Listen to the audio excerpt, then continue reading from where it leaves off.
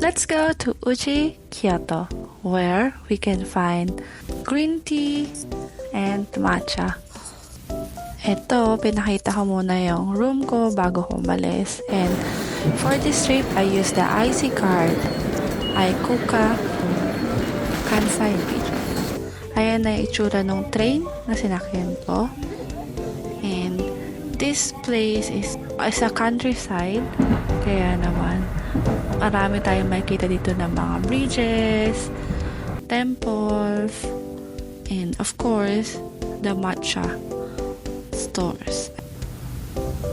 Let's explore.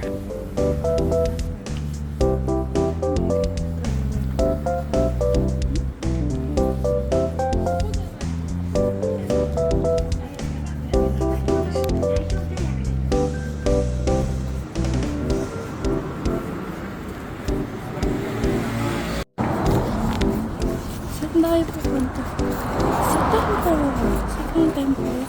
Sabi mo, ito yung temple. Ito tayo dito. Research. What is the temple?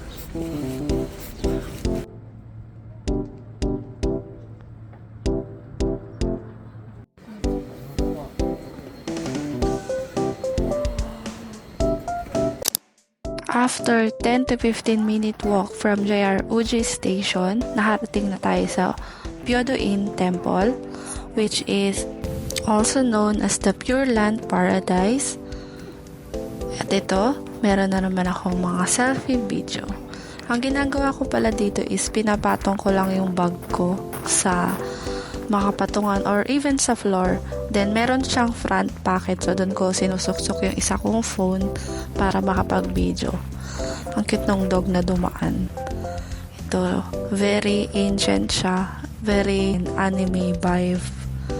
Hindi ko maitukoy kung anong anime yung kapares nito. Pero, since mahilig ako sa Rurouni Kenshin or yun talaga yung na-vibe ko dito. Nagutom na nga din pala ako kaya naman nakarating ako sa Ujigawa Ryokan.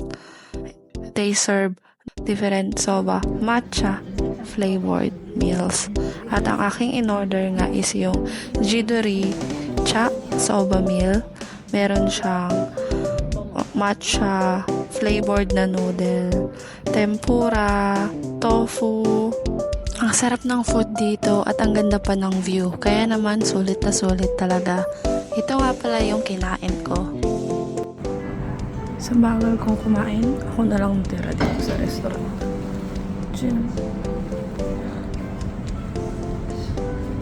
After more than 1 hour of kain, lumabas na din ako para pumunta sa Uji River.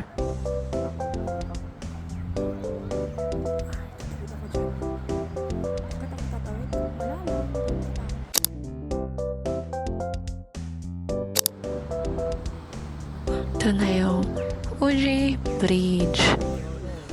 Pag nagpunta kayo dito sa Kyoto, puntahan nyo rin ito.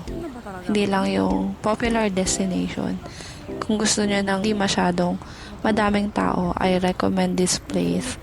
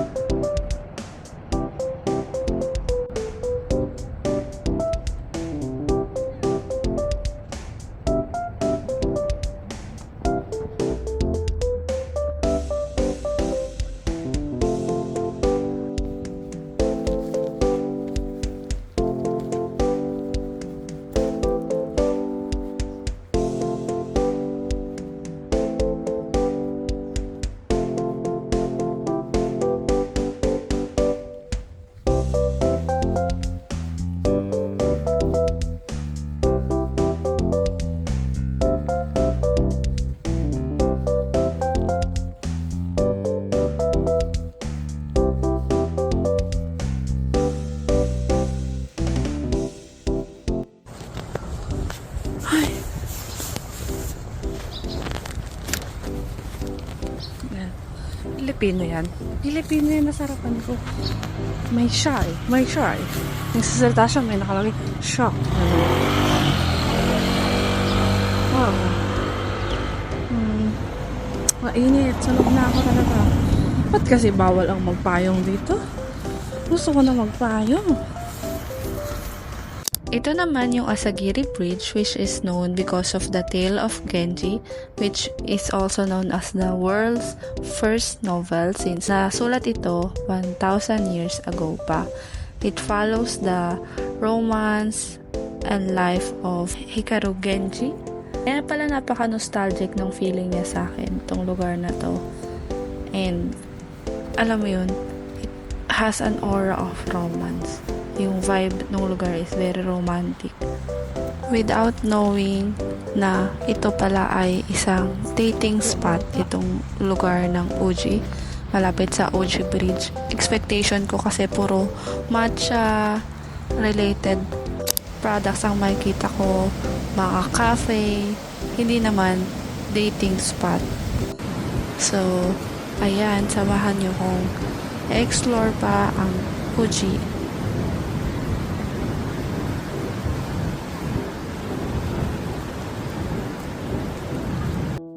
Dito tayo pupunta. Napakalayo pa kata. Ay, malapit na. At bago nga ako pumasok ng tuluyan sa temple, ito, nag-pictorial muna ako.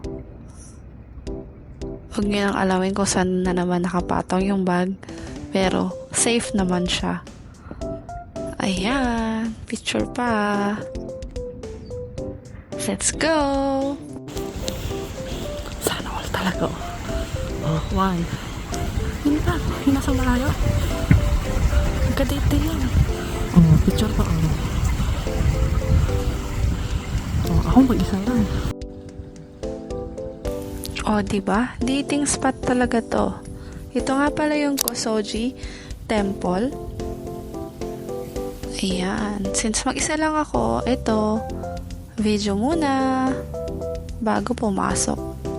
Ang ganda na ito sa loob, kaya hindi muna ako magsasalita. Let's feel the vibe muna.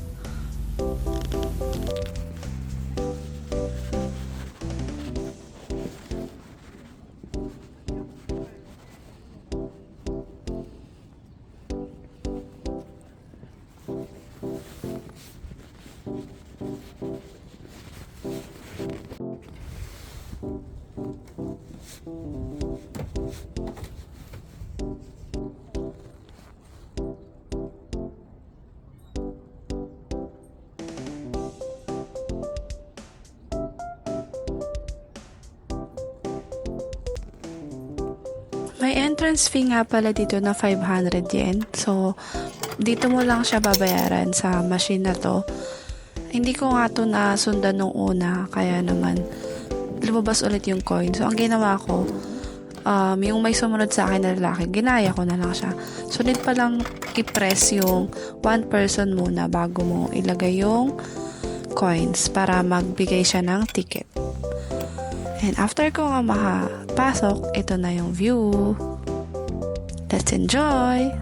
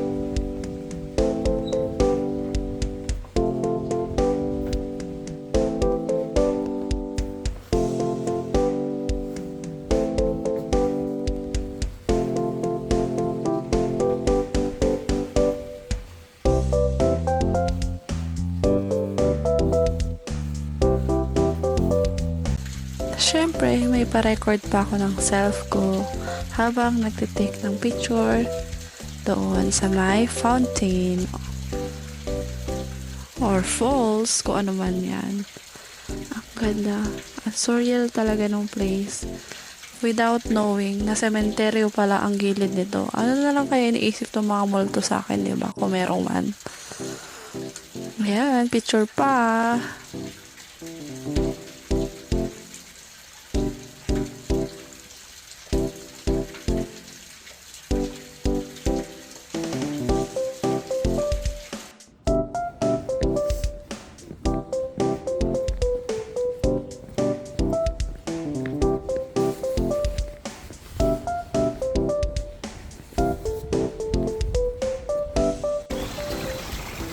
Sure kung anong kamasay, pero ang ganda nila.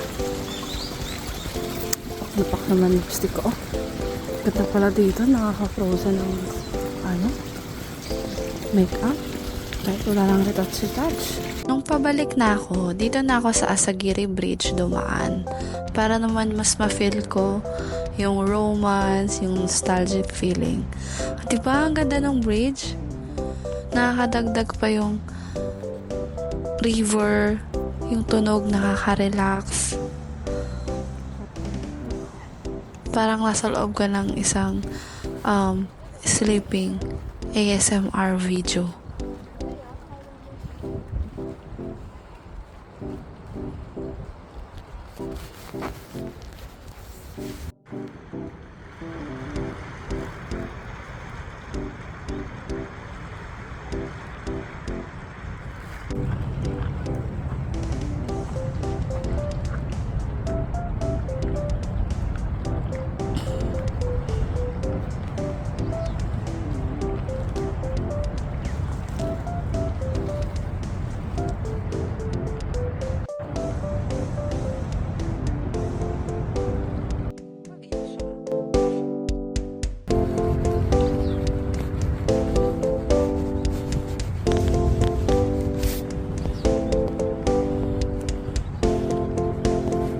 Hindi ko alam kung pinuntahan ko bang mga to ay dating spot.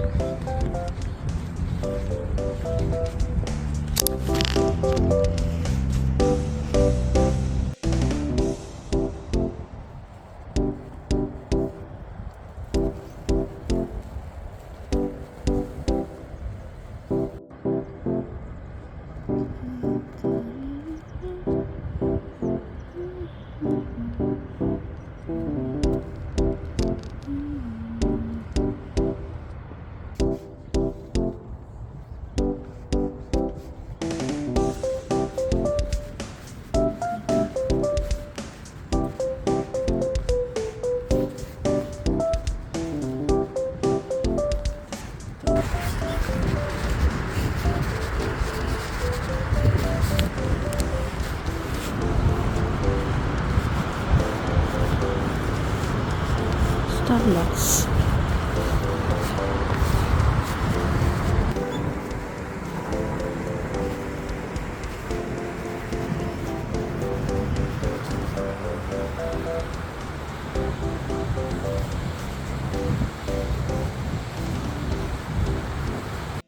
At syempre, dahil matcha nga ang pinunta ko dito, hindi naman ako pwedeng umuwi nang wala akong nabibiling pasalubong. Bumili nga ako ng iba't ibang matcha flavored delicacies like teas, juices, candies, and chocolate. Meron tax-free shops din dito, kaya doon ako nagpunta. Ito, juice yan. At ito na naman yung mga nabili ko. At syempre, kailangan ng makatikim ng matcha ice cream. Ito nga, pasara na yung tindahan, pero bumili pa rin ako. Dito lang ako sa labas kumain. Again, see you on my next vlog.